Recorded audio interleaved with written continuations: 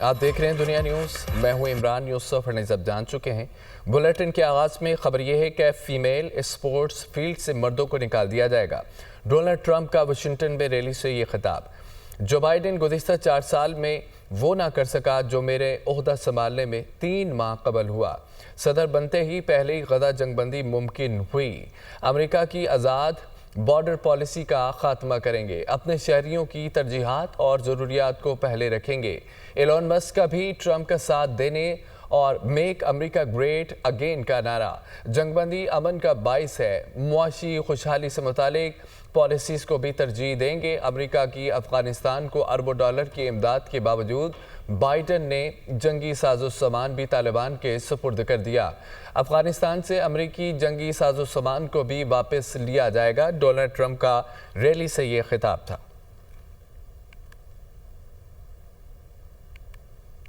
Donald Trump امریکہ کے 47ویں صدر کے عہدے کا حلف آج اٹھائیں گے۔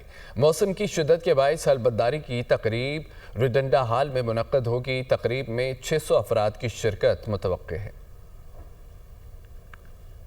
ڈونلڈ ٹرمپ نے نومبر میں ہونے والے انتخابات میں کامیابی حاصل کی تھی، لیکن حلف برداری کے بعد وہ باضابطہ طور پر امریکہ کے 47ویں صدر بن جائیں گے۔ جے ڈی وینس بھی اسی تقریب میں نائب صدر کے عہدے کا حلف اٹھائیں گے۔ امریکی سینیٹرز، کانگریس کے اراکین، ٹرمپ اور وینس کے اہل خانہ، سبکدوش ہونے والے صدر اور نائب صدر بھی تقریب کا حصہ ہوں گے۔ حلف برداری کے بعد ڈونلڈ ٹرمپ امریکی عوام سے خطاب بھی کریں گے، جس میں وہ آئندہ 4 سال کے لیے اپنے اہداف کا اعلان کریں گے۔ حلف برداری کے دن کا آغاز واشنگٹن ڈی سی میں لافائٹ اسکوائر کے تاریخی سینٹ جان چرچ میں ایک دعائیہ تقریب سے ہوگا۔ کیپٹل ہل کے ویسٹ لان میں واقع مرکزی تقریب میں اسٹیج پر گلوکارہ اور سابق امریکن آئیڈل فاتح کیری انڈروڈ پرفارم کریں گی۔ گلوکار لی گرین وڈ جو ٹرمپ کے دیرینہ دوست اور معاون ہیں، اور اوپرا گلوکار کرسٹوفر میکیو بھی اپنے فن کا مظاہرہ کریں گے۔ حلف برداری کے بعد ٹرمپ اپنی نئی انتظامیہ کے آغاز کے لیے اہم دستاویزات پر دستخط کرنے کے لیے سینٹ چیمبر کے قریب واقع صدر کے کمرے میں داخل ہوں گے۔ بعد میں وہ کیپٹل ہل سے براستہ پینسلوینیا ایونیو وائٹ ہاؤس تک جائیں گے۔ واشنگٹن میں -11 ڈگری سینٹی گریڈ کی سردی کے باعث یہ تقریب امریکی کیپٹل عمارت میں منعقد ہو رہی ہے، جس میں 600 افراد کی شرکت متوقع ہے۔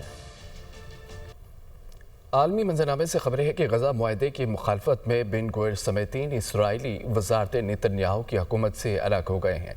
یہودی پارٹی کی قیادت کا کہنا ہے کہ حکمران اتحاد میں نہیں اور نہ ہی حکومت کا تختہ الٹنے کی کوشش کریں گے۔ جنگ بندی معاہدے کے باعث نتن یاہو کی حکومت سے علیحدہ ہوئے۔ حماس کے ساتھ مذاکرات کے تحت قیدیوں کی رہائی نہیں چاہتے، اسرائیلی وزراء کی جانب سے کہا گیا۔ غزہ معاہدے کی مخالفت میں بن گوئر سمیت 3 اسرائیلی وزراء نتن یاہو کی حکومت سے الگ ہو گئے ہیں۔ یہودی پارٹی کی قیادت کا کہنا ہے کہ حکمران اتحاد میں نہیں اور نہ ہی حکومت کا تختہ الٹنے کی کوشش کریں گے۔ جنگ بندی معاہدے کے باعث نتن یاہو کی حکومت سے علیحدہ ہوئے۔ حماس کے ساتھ مذاکرات کے تحت قیدیوں کی رہائی نہیں چاہتے، اسرائیلی وزراء۔ اسرائیل نے 90 فلسطینی قیدی رہا کر دیے۔ اسرائیلی جیل حکام کا کہنا ہے کہ فلسطینی قیدی حماس سے اسرائیل کے غزہ سیز فائر معاہدے کے تحت رہا ہوئے ہیں۔ فلسطینی قیدی بسوں پر افرد جیل سے روانہ ہوئے۔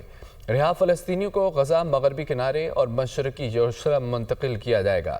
اسرائیل نے 90 فلسطینی قیدی رہا کر دیے ہیں۔ اسرائیلی جیل حکام کا کہنا ہے کہ فلسطینی قیدی حماس سے اسرائیل کے غزہ سیز فائر معاہدے کے تحت رہا ہوئے ہیں۔ امریکی وزیر خارجہ کا قطری ہم منصب سے ٹیلی فونک رابطہ غزہ جنگ بندی معاہدہ دونوں ممالک کے مشترکہ تعاون سے ممکن ہوا۔ اینٹونی بلنکن اور محمد بن عبد الرحمن کے درمیان ٹیلی فونک رابطہ ہوا۔ اسرائیل اور حماس کے درمیان سیز فائر معاہدہ تاریخی قرار۔ قطر معاہدے کی پاسداری کو یقینی بنائے گا اور قیدیوں کی رہائی کے لیے کوشش جاری رکھے گا۔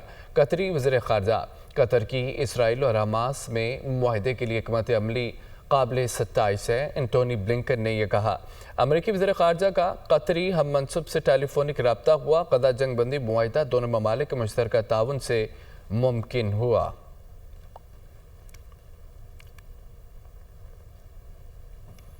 Secretary general P T I Salman Akram Raja کہتے ہیں کہ لکھ کر دینے کو تیار ہوں کہ القادر ٹرسٹ کا فیصلہ اڑ جائے گا۔ پروگرام ٹونائٹ وذ سمر عباس میں گفتگو کرتے ہوئے سلمان اکرم راجہ کا یہ کہنا تھا کہ پنجاب حکومت کی مجال ہی نہیں ٹرسٹ پر قبضہ کر سکے۔ رازداری ڈیٹ میں ایسا کچھ نہیں کہ کسی کو فائدہ ہو، کمشنر کے بغیر مذاکرات آگے نہیں بڑھیں گے۔ کسی بھی دلیل سے آری ایک ججمنٹ ہے. اس فیصلے کی نہ کوئی بنیاد ہے، نہ اس فیصلے میں کوئی دلیل ہے، نہ اس فیصلے نے واقعات کا احاطہ کیا ہے. تمام واقعات، تمام دلیلیں ان کے سامنے تھیں، لیکن فیصلہ تو وہ لکھا ہوا تھا نا. ایک لکھے ہوئے فیصلے کو انہوں نے پڑھ دیا یا اس پہ دستخط کر دیے. بڑی معمول کی کانفیڈنشیلٹی ڈیڈ دستخط کرائی جس میں کچھ بھی نہیں ہے. میں نے آج نہیں پہلے بھی پڑھی تھی، آج پھر پڑھی ہے وہ ڈیڈ. ایک طرح سے درخواست ہے کہ قانون کے مطابق اگر ضرورت ہو تو اس کی تشہیر کیجئے، ورنہ نہ کیجئے. اس زمین کا کوئی تعلق اب نہیں بنتا، کچھ بھی نہیں تعلق دونوں کا، اور وہ مفاد عامہ کا ٹرسٹ ہے. پنجاب حکومت وہ یونیورسٹی تو اب چلے پنجاب حکومت ٹیک اوور کر رہی ہے. مریم نہیں نہیں کوئی نہیں، پنجاب حکومت کی مجال نہیں ہے، بالکل نہیں کر سکتی. یہ آپ دیکھیں گے 2 دن، یہ 2 دن کے خواب ہیں. یہ فیصلہ اڑ جائے گا، زیادہ سے زیادہ چند ہفتوں کی بات ہے. دیکھیں یہ فیصلہ کسی بھی عدالت میں کھڑا نہیں رہ سکتا، یہ فیصلہ بالکل قائم نہیں رہ سکتا. میں آپ کو یہ لکھ کے دے دیتا